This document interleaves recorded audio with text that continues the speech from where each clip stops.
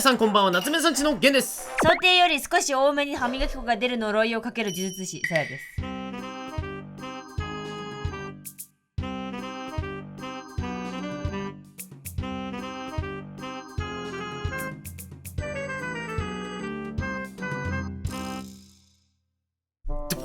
あ、そうそう、思ったより出ちゃって、でも出ちゃったからしょうがないかと思って、うわめっちゃ多い、ねちゃねちゃするみたいな呪いを専門になりわいにしております。やば、その呪術師ということで今回ですね、こちらでございます。なんでか誰でしょうか。谷谷さやなずなずコーナー。なぜ谷谷氏わかんないの。谷氏、これあれ、谷氏ここにいるじゃん。本当だ、いるわ。それはしりとりのコーナーで谷氏お尻カプサイシンってここでしりとりしてるから。しりとりじゃねえだろこれどこ取ってんのしりとり。これ谷わかんないの。谷わかんないよ。これ谷とタコが合体して谷なんだよ。ちゃんとピースしてるよ。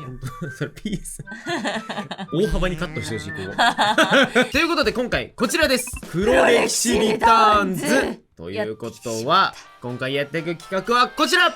谷ブラックオリジン、昔書いた漫画の次のページ予想しろ宴。いやマジ宴よこれ。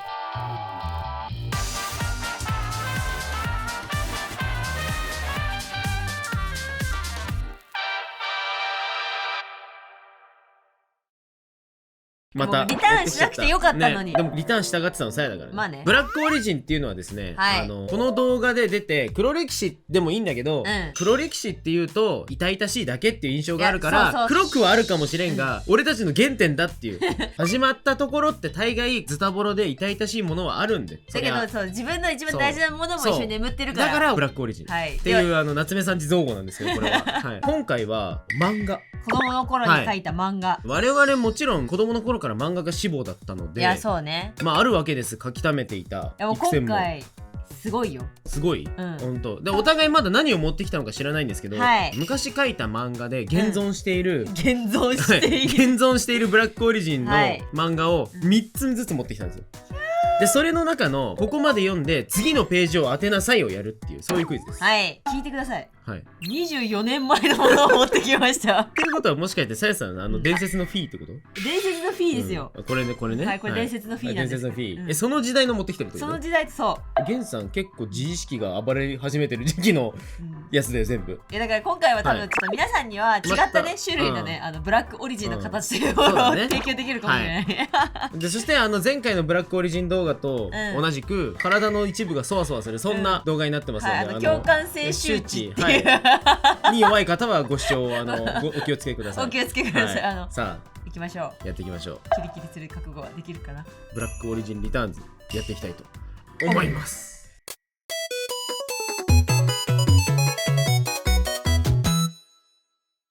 ということで1回戦目、補足なんだけど、あまりに小学生とさやさん突拍子が過ぎるので、完全一致というかはちょっと要素が当たってれば OK とかにしようかな。てか僕もそうだよ。多分無理だと思うから。さやさんのやつ本当破天です。出たいやまずちょっとこれですよ。いやこれでもさ、ちゃんと読みたかった人めっちゃいっぱいいると思う。いいと思うんだけど、この動画斉藤直樹先生とコラボさせていただいた時に、この世に存在しない漫画のミリシラをさせるっていう初コラボで斉藤直樹先生何させてんだみたいな動画だったんですけど、その時に持ってきた高校の時にクツクツとクツクツと温めて煮込んでいたやつです。ネバーエンドデッドマン。ネバーエンドデッドマン。決して滅せぬ死の男です。今回やっていきたいのは冒頭の、でもすごいよ、ちゃんとね、違うんだよ。多分あの時も言ったけど47ページぐらいまで書いてあるの。ちゃんと読み切りサイズだよ。ちゃんと読み切りサイズ。じゃあさやさんの方は。さやさんのやついいんですか？まずタイトル、フェアリーの姫王子なんですけど、想像したに昔のやつ着てる。めっちゃチャオだ。そしてこのなんか平成感、年季の入ったノート。私の第1作目はフルーツでキャットなんですけど、2作目はこのフェアリーの姫王子なんですよ。実はこれが感動の2作目なんです。待望のじゃあ中身をまずお互い読んでいきますか。いきます。じゃあ読んでください。そう遠くない未来、原因不明のウイルスがこの星に蔓延。それは人類のみに感染。その結果人類は完全なる不死の体へ進化した。逆なんだね。逆なんですよ。主人公以外全員が不老不死の話だから。くそ、なんでだ。満月の夜、してやるしてやろうが知ったこっちゃね。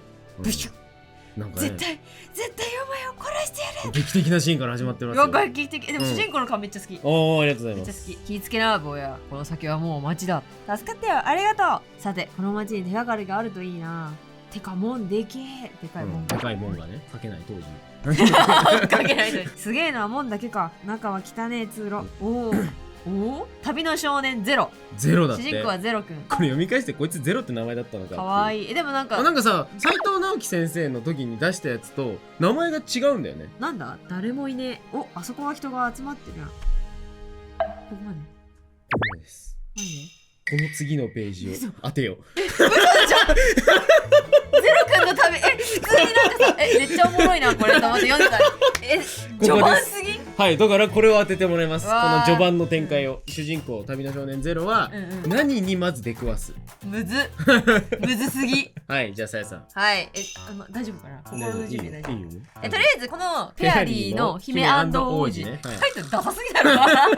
すごいね、ほら見て、後半の方を当ててほしいな。あ、そうなんだ。そうだからちょっと解説入れますわ。あ、そうなんだ。うん待って待って、何これモノローグ入ってる。モノローグから一始まるよ。人で過ごしていた毎日。母も父もいなかった。母は仕事、父は4年前くらいに亡くなった。それでも頑張っていた子、美空。その暗い毎日を突然明るく暗くかけなかったんだね。かけなかったんだね。それは突然夢が叶った。それはってめっちゃ聞きすぎたわ。第一章、メイ・リトルとの出会い。ハプニング。ハプニングを教えてくれるの。教えてくれる。はい。ポギャ。朝飯食い途中、むぐもぐ、カバ。あはは。フルフル。またクスクス。またね。美空ごめんね。どうした？むぎゅ。重い、助けて。わーわー。なんか踏みつぶしてる。なんか踏みつぶしてしまった。重すぎ。デブ。ひど。デブだって。ピエー。ねえ、どうするの？知らん。きっぱり。だってもう、あひゃ、キャ、ザ、海。不安になる。だんだん頭がぐるぐるしてきた。わーい、ひどいよ。どうして？ 10 分後。自己紹介するわ。あたしメイ。俺、リトル。できました。だからあれだ、不幸なことがあったけど、そうメイとリトルが突然部屋に来たってこと。そう、突然部屋に来て、お尻で踏んじゃってデブって言われて、悲しいんだってこと。で涙で海ができて。あ、そういうことか。そう、涙で海ができた。そういうことね。ラフメーカーと同じ展開ってことだ。そう当ててほしいのが、この第4章の大切なもの。第4章。母から授かったもの。一番短いよっつってる。ここまでメイとリトルっていうちっちゃい妖精のね、女の子と男の子の2人と、お母さんがお家にずっといなくて寂しい一人ぼっちの美空ちゃんが学校の中で小人たちなんだけど、人間サイズになって学園の中で遊びに来てくれて、一人ぼっちの毎日がこの2人のおかげで楽しくなったよみたいなお話が、全2章ぐらいであったんだ。でこっからね。そうだけどわかんない、なんでこれ急に髪の毛切れたのか私もわからないんだけど。まあいいよ、ちょっと読むわ。じゃあこっから第4章、大切なもの。バーサー。2人ともすごい見つめてて、急に髪の毛が切れる。何者かによって髪の毛が切られる。美空ごめんなさい、大丈夫。お前らか切ったの。いや違うか。お母さんとの思い出だこれ。またシーン。どうしてお母さんまた美空ちゃんごめんなさい、実はね、あ、これメイだ。メイちゃん叶えたかったの。一人ぼっちだって言うから叶えたかった。だけど言ってもらえて嬉しい。私みたいに泣くよりこうやって言える方が勇気いるよ。でも神の御子とは知らずに。神の御子神の御子って何？誰のセリフこれ？わかんない。で何？俺は何すればいい？この後？いや、そう、この後です。この漫画が一人ぼっちの女の子を助けに来た謎の2人の妖精との学園ラブコメディみたいなっていう前提を持った状態でこの続きを書いてもらいたい。ちなみに難易度は SS なので1回戦目だよね。1回目だよね。これってことはじゃあ1戦目から少しずつ難易度下がっていく。逆にもうちょっと逆に下がってきちゃう。人間になっていく。前の方はいくらでも見ていいからね。いや見ても分かんないから。はい、ということでじゃあ制限時間は白黒でまあネームみたいな感じでいいので20分でいきましょう。よーいスタート。結構劇的なシーンなんだろうな、選んでるってことは。いや、わかんない。ゲンさんのやつを見て、あ、こういう企画かって、反省した？なんていうところ今。いや本当にこれ正解見て怒っていいよ。怒っていいんだ。怒っていい、本当に怒っていい。そんなに怒られたいまである。怒られたい。そうだよね。その感情は正しいよねっていう、うんなんか私に正解を示してほしい。なるほどね。懐かしいな本当に。見たらわかると思うんだけど、ずっとチャオの漫画家さんになりたくて。まあね、そんな感じだよね。まあ、見たらわかると思うんだけど、うんうん、ジャンプの漫画家になってただね、今回後でちょっと説明しようと思うんだけど、うんうん、この漫画めちゃめちゃ荒川博先生の鋼の錬金術の影響を大いに受けてます。鋼とワンピースの影響しか受けてないですね。本当にオリジンですね、だから、うん、そういう意味でも。こういうさ時期の方がさオリジンたるさ理由があるよね。いや、そう。どこから何が来てるかってそうなんいうのがだよ。わかるよね、うん、すごく。でもゲンさんがねずっと言うんだけど、スモモモモモを読んだらサヤのオリジンが分かったって。いや、そう本当にそうだよね。この前ずっとなんかその話で夜中の3時まで話したんだけど、なんでっていうでもなんか今さすごいさ漫画描こうと思うとさ絶対恋愛要素入れたいみたいな、イチャイチャしてるとこ描きたいみたいなさ、あるんだけどさ、この時はねそんななかったんだ。どっちかっていうと女の子同士が仲良く遊んでる系の漫画が好きだったが違うな。男の子描けなかったんだああ、この時。なるほどね。そうだよね、だって両目描けなかったんだもん。まあそうだよね、性別も書けないよね。そうそう、片目しか描けなかったから。うんうん。そっか、さやさん成長したねもしかして描きたかったけど描けなかっただけなのかな。あの頃の自分に問いかけたいな。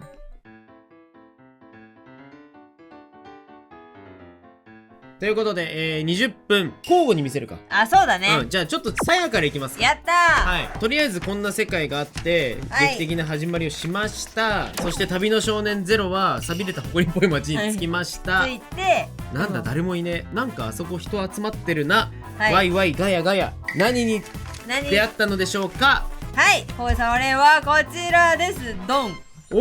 踊り子の女の子がそこでショーを開いておりましたという。シャラン、踊り子か。うわー、防御力なさそうレビーちゃん、なんか今日気合入ってんな。なんでもコレクターに呼ばれたらしいぞ。コレクターが踊り子を呼ぶ。何かありそうだコレクターってなんやねんぽいな。でもわかる。いや、そうそう、ありそう。でもまだこのコレクターっていう単語の意味が、意味はこの後出てくるね。そう多分出てくる。到底踊り子なんていう存在を呼ぶような人じゃない人が街で人気のアイドルみたいな女の子を呼んでいるというシーンに出くわしたっていう。やっぱ広いんですよね。いや、そう。冒頭出てこないと。女の子欲しいですよ。欲しい欲しい、わかる。不正解です。違うんだ。違うんだ。本物みたい。本物。はい。ドン。さあ乗ったーつってスラムっぽい感じ、この街じゃスプリットで負けなしの最強選手フィアーレスそれ美女じゃありません、おっさんです。俺やつはさらに恐れぬ男、誰がこいつを止めてくれっていうノリノリの節回しの MC というかがいて、に対してゼロ君、なんだスプリットがほんとどこでも流行ってるよなっつって、切断闘技。この世界の文化なんです。文化です、これは。勝ったらここにある掛け金10万エルン持ってけ泥棒っつって、エルン10っつって、もう金ですよ。やっぱこの流れ、ジャンプに定番この感じ出た。でもまあ一番ね動機として分かりやすいからね。そう乗ったっつってバーンってくる。なんと突如少年が参戦。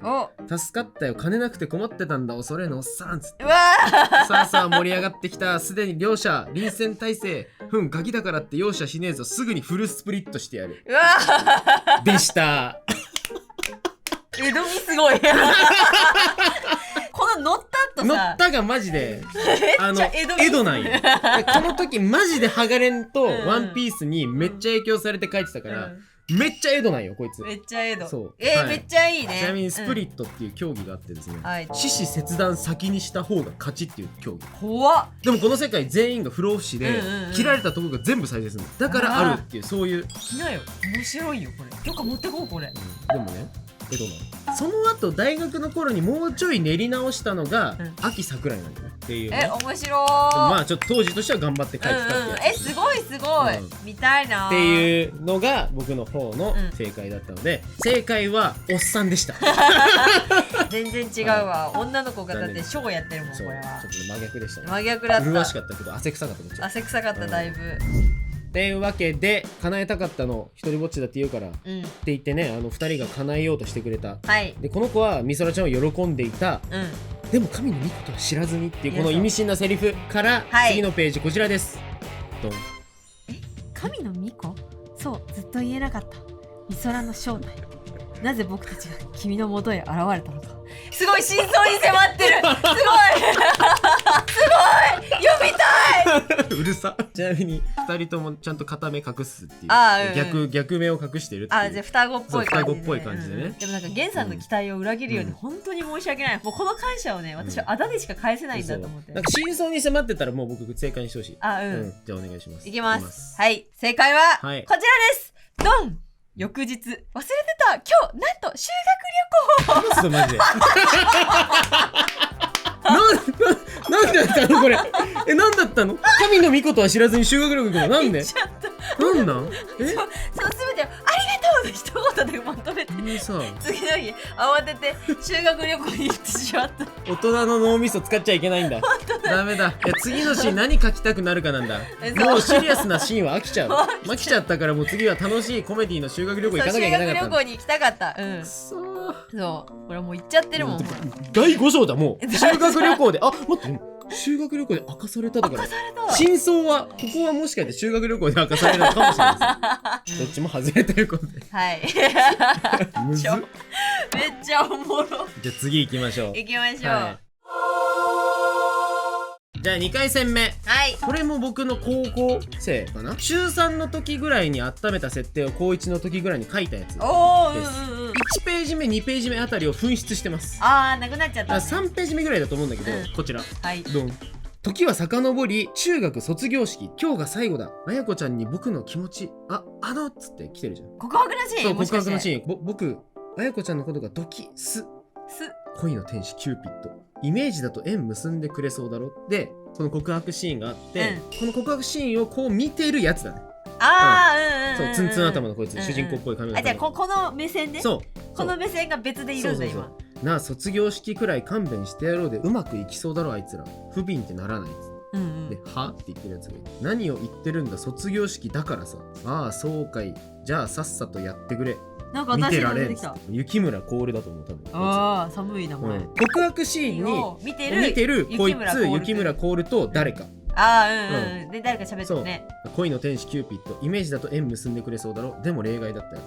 っていう。もしかしてこれの続き？続きです。お願いします。この例外について考えなきゃいけないの？お願いします。やば。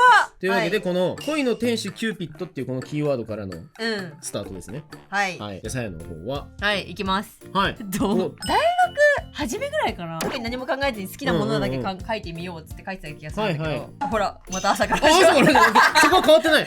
もし世界にリセットボタンがあったら朝だよ。ピピピピピガシャ。8時20分準備寝不足昨日遅くまでやりすぎた。なんかやってたんだ。多分気温が過ごしやすい一日となるでしょう。ドームの中の気温は過ごしやすい一日となるでしょうみたいな、そう。最初からこの世界を作り変えることができたら。そう。今日のトピックスは1ヶ月後に迫ったドーム完成記念日。なんかドームができたんだ。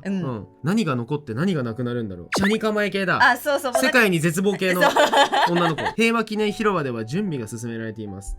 じゃあママ行ってくるね。でもお母さんが。またママいない。それを誰がするのかはわからないけど、私はその人にお願いする。外の地上通路みたいなところのドアをバタンで閉めて。ゾンビだ。ゾンビの世界になっちゃってんだ。そう。これあれじゃん。ここのセリフ後で考えようとしてんじゃん。入ってないじゃん。本当だ。文字が消えてる。なんちゃらかんちゃら消してください。どうかなんとかだったらみたいな感じで入ってる。多分ね、そう。ゾンビの世界になってしまったと。ドームは6つの排気口から内部に溜まった汚染ガスを外での空気と入れ替えている。これ授業をやってるね。なるほど。ドームに授業をやってるところだ。1ヶ月後のドーム完成記念式典に控え、ここの清掃を行う。それに伴い清掃員の募集がかかっている。貴様ら非納税者に税金を納めるチャンスをやるってことだ。なんてこと言うんだ。悪い先生だね。頑張ればいつかドームの中に住めるかもしれんな。時給120円で6人の募集だ。希望のやつは手を挙げろ。安すぎ。怒ってる。そんなんで年間300万なんて払えるかよ。高っ。怒ってる。時給120円なのに300万も払わされる。42番鈴木里穂縦。やば。はい、この続き。なるほどね。いやでもまあ全然さっきよりやりやすいですよ。全然わかる。何かが起こりそうだもん。はい、じゃあ次も20分でいきます。2回戦目。はい。よーいスタート。いやでもそろそろなんか展開を起こさないといけないからな。これはきっと。最初からこの世界を作り変えることができたら何が残って何が残って。なんかちょっと吐息多めで喋るのやめてほしい。なんか肘のあたりかゆくなってくる。主人公のこのリホちゃん、私めっちゃ気に入ってたと思うの。ああ、なるほど。スターシステムだった、なんかこの子だけ。でも僕も多いよ、スターシステム。気に入ってたやつの名前使いますとか。あ、そうそうそう。でもゲンさんそうだよね。うん結婚してからゲンさんがさ、こう漫画描いてる機会結構多かったじゃない？うんうん。みんな主人公一緒だったもんね。そう、主人公のビジュアルは結構似てた。名前も一緒じゃなかった？そう名前も一緒の時はほぼ一緒多かったね。ちょっと違うけど相性が一緒みたいな。どうしてもその名前で主人公にしたかったんだよね。ね、なんかあるのかしら、それって。何なんだろうね。わかんないんだ。うん。ゲンさんその漫画はさ、どういうあれで生まれたの？これタイトル言おうか。一回動画で言ったことあるよ。ブラックオリジンの時に出したんじゃない？タイトル名は。中身見せなかったけど、ゴッドシッターです、これ。ゴッドシッターなんだっけ？神々の代理人一日を無駄にするなみたいなやつだったけど。あー、それアダムからの最後の手紙。あ、そうだ。うん。ゲンさん毎回パワーワードあったらおもろいんだよな。難しいね。一日はなんだっけ？一日は一度きりだ。そうだ。空な。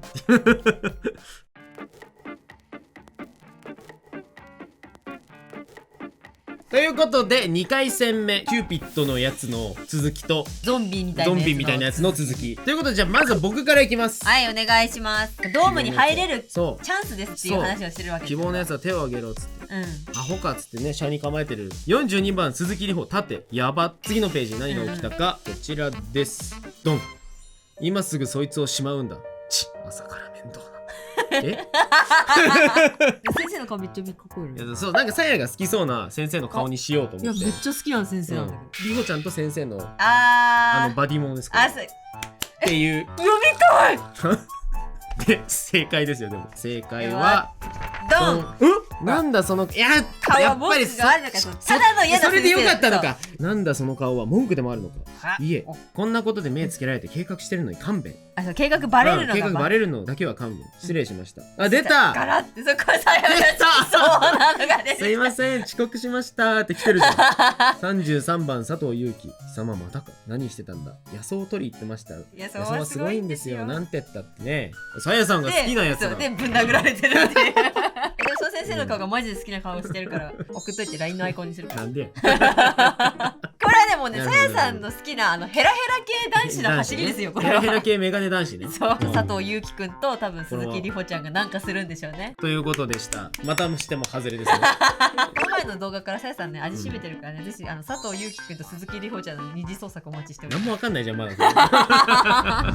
はい、ゲンさんの恋の天使、キューピッド、イメージだと縁を結んでくれそうだけど例外だってあると。その例外とは何、っていうシーンで、ドンですよ。これは屋上から謎の女の子と一緒にこう見てて、でなんかもう明らかにキューピッドの矢とは思えないのがちょっと氷の矢のイメージなんですよ。でこの子がその告白シーンに向かってこれを放つっていうシーンです。なるほど。ほぼ正解。正解こちら。はい。好きですドンって告白します。私もこれは恋が成就する瞬間に発生するハート。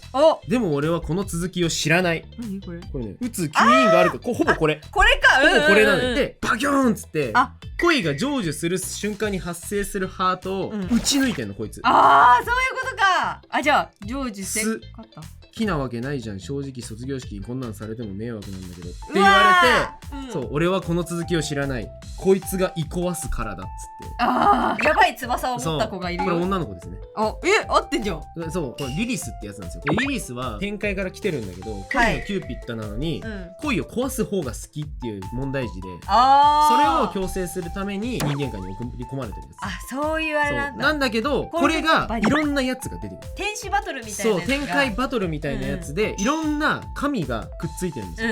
こいつはとにかく恋のキューピッドをベースにした能力があるの。結構惜しい。確かにここのシーンを拡大して持ってきたこうかもしれない。そうそうそう。っていう話。やったー。2回戦目はサイの勝ちだな。これは。やったー。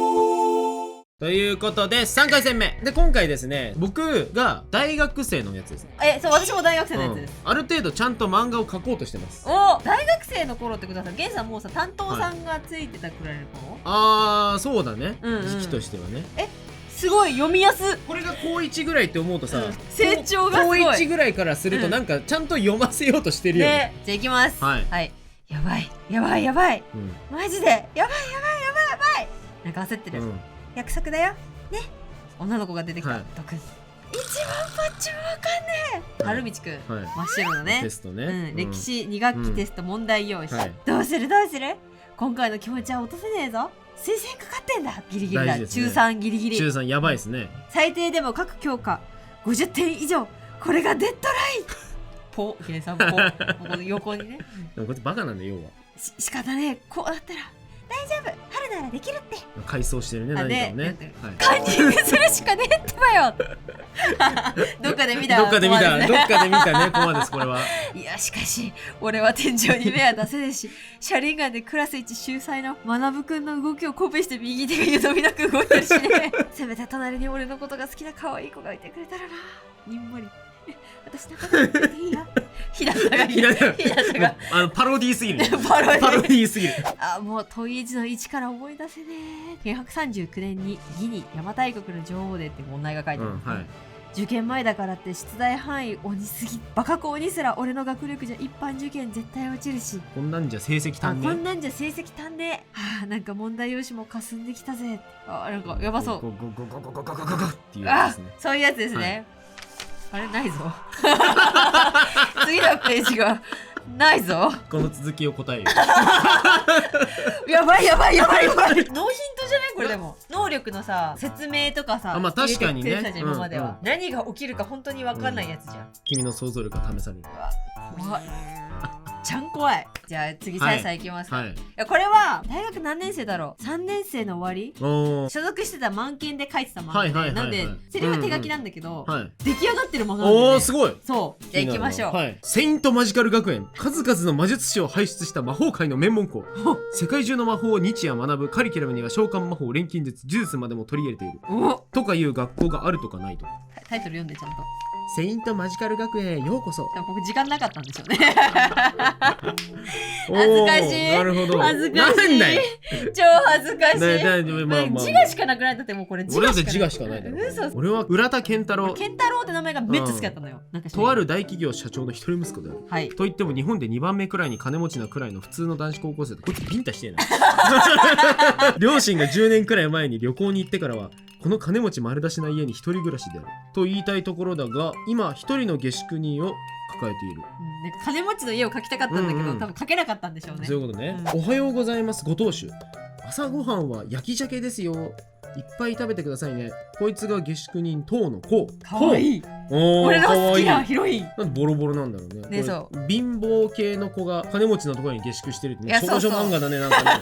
すごく。約2ヶ月前、家賃200円で下宿というチラシにうちの地図が書いてあるのを持って我が家に来たのだが、当然俺はそんなもの出していないのだが、あまりにも貧乏で不憫なものだから仕方なく下宿させている。だからってな、たった200円の家賃を滞納するやつがいるか。はひーフライング鮭。なんかだんだん鞘だな。フライング鮭いる。なんか金が物を言うのによく生きてられるな。だって住所ないからバイトもできないし。いただきます。はい。こいつに関してはもう一つ許せないことがある。はい。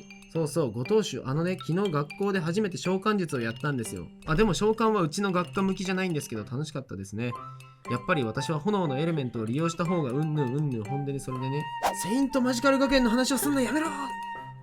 そう。こいつはセイントマジカル学園の生徒だというのである。とりあえずここまでで、あるのかないのか分かんないような、ちょっとバカバカしい名前の学園に通ってるとかって言ってる女の子が泊まらせ、下宿させてると。そうで、そんな健太郎くんの日常が始まるんですけど、これ健太郎くん彼女ね、彼女いるんだけど、そう彼女いるの。倫理観がぐちゃぐちゃだ。はい、でここからです。はい。彼女と朝学校行って、また後でね、ほやん。めっちゃ好きやん、彼女の。そう、めっちゃ好き、ラブ。マジで可愛い。超癒されるわ。マジカル娘とはえらい違う。手紙なんだろう。ピシャーはい、この次。でも、これの漫画を持ってきた意図って、このキャラを描いてほしいから持ってきたっていう、私利私欲にも見れた。そういうね。はいはい。なるほどね。はい。金持ちの男の子のところに届いた手紙とはという。大喜利なんだけど。これ大喜利、ずっと大喜利だけどね。はい。ということで最終戦、よーいスタート。はい。そう、このね話にはね、激痛いエピソードの続きがあって、この漫画大学3年生の終わりぐらいに書いてた漫画で、それぐらいってほら就活がちょっとさ視野に入ってくる時期でもないあるじゃないですか。そうで校で就活支援みたいなやつで面接練習みたいなのを応募したんですよ、でそれで学生時代は何をやってらしたんですかとかって聞かれるじゃん、漫画研究会に所属して漫画描いててとかって言って、そしたらなんか知んないけどその先生が、作品名を教えてくださいって言ってきてなんでって思ったの。でも私この漫画を描き終わったばかりやったから、この話になっちゃうよね。いやそう、タイトルですかみたいな感じになって、面接官役の先生3人と、集団面接一緒に受けてる3人の生徒と、あとなんかそう後ろで次の番を待ってる人たち4人、結構大人数いる中で、セイントマジカル学園へようこそですって言わされたっていうクソ恥ずかしい思い出があるのよ。地獄やん。超地獄だったよ。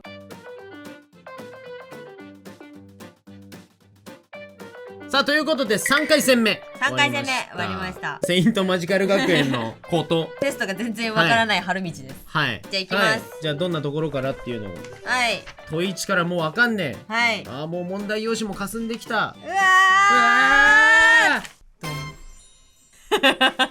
これあれね、邪馬台国ね気づいたら邪馬台国に行って、でなんかもうそれっぽい格好の少女がいます。でこれできたらまんまヒロインの子みたいな感じの子が目の前にいるっていうイメージで、これそう正解。マジ正解ちょっと見てみるか。見たい。これね、もう80点ですね。やったー。こちらです。はい。ドンズン。なんだ視界が。何が起きた。誰かいる。まんまじゃないじゃあ本当に邪馬台国に行って卑弥呼に会っちゃったっていうシーンが来るってことから、テストの回答用紙だけ持って卑弥呼がいる時代に飛ぶのが正解です。わー、だからほぼ正解。このシーンの劇的感いいな。私このコマすごい好きだな。ありがとうございます。いやいいです。続き読ませてもらっていいかな。ビビビビチン。そうなんかテンション高いんだよね。めちゃめちゃテンション高い。ビシ誰この人つかなんだここ。何これコスプレすげえ超雰囲気ある。卑弥呼様に近づくな。卑弥呼何言ってんだこいつ。神聖な技能。邪魔をするとは。やっべー捕まったテンションだっけそういうね、邪馬台国に本当に行っちゃったし、やばいところに来ちゃった主人公、春道くんでしたという話です。面白そう。期末テストのパラドックスっていうタイトルで、このまま卑弥呼がメイン軸じゃないんですよ。この後、なんやかんやあってすぐザクッと槍で疲れそうになったところ、また戻ってくる。俺寝落ちてた、テスト中にって言ってる。マジかよ、まだ1問もやってないのにで敗れてる。そうさっきのビリーであって、でも書かないよりマシっつって、漢字わからん卑弥呼っつって感じで、テスト用紙埋まるんですよ。要は期末テストの回答用紙の空欄の時代に飛べるっていう。これ最後の展開どういう感じになるかっていうと、坂本龍馬が暗殺される大宮事件っていうがあって、そこに行くんですよ。行っちゃう時があって、で目の前でさやのこの設定大正解なんだけど、最初の方に出てきてた約束してたっぽい女の子いるじゃん。と全く同じ顔の子が大宮で目の前で切り殺される瞬間を見ちゃうの。で、その後も自分も首を切られて、死んだところでまたバーンって戻ってきちゃうっていうのがあるんだけど、大宮事件のその子を助けなきゃいけないっていう。あの子を助けたらこの子との記憶が全部戻ってくるんだけど、助けなかったらなくなるの、その記憶が。でも助けたら最後学校の外の景色がおかしなことになっているで終わるっていう。パラドックスしちゃったんだ。わー、めっちゃおもろそれ。じゃあ今回のゲームとしては先生当たったと。当たりましたねこれは。やったー。はい、じゃあ次ゲンさんの。今回はちゃんと当てようと思ったの。えらい。学校行って学校行っていかにも謎の手紙が入っててピシャーンピシャーンしました。答えこちらです。ドン。セイントマジカル学園体験入学のご案内。なんと特別にあなただけへのご案内だよですアホ女っつって暗殺マジカルって言ってるあの子をです。はい。これエアドロで送っといて。なんでセイントマジカル学園というものを信じさせようとこの子がなんかやったんじゃないかって、なんか仕込んで送ってきたというやろうっていう。はい、正解は正解はでれん殺人予告だそのパターン暗殺の方か。でも見てセイントマジカル学園って書いてあいつと50点ぐらい回じゃない、確かに50点は取れてんじゃない？そう卒業予告でしたっていうのはまあ大事なポイントね。